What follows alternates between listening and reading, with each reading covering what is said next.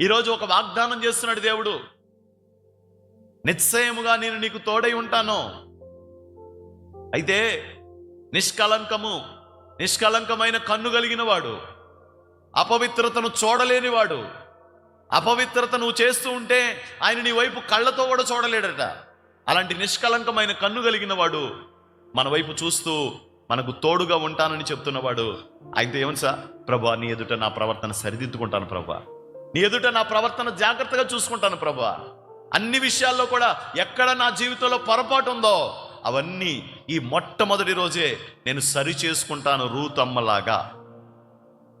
Ruth దేవుడు అద్భుతం చేశాడు. రూతుకి దేవుడు వివాహం జరిగించాడు. ఎవరితో తెలుసా? బోయాజుతో. గట్టిగానండి ఆమేన్.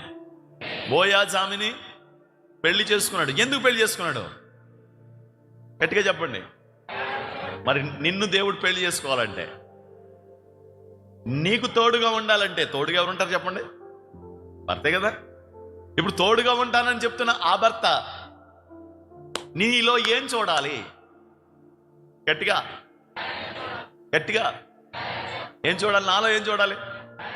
పర్లేదా నా క్యారెక్టర్ ఎలా ఉన్నా పర్లేదా? నా క్యారెక్టర్ ఎలా ఉన్నా పర్లేదా? దేవుడు ప్రేమింతాడా? బైబిల్ స్త్రీలకు చెప్పట్లా, పురుషులకి స్త్రీలకి చెప్తుంది.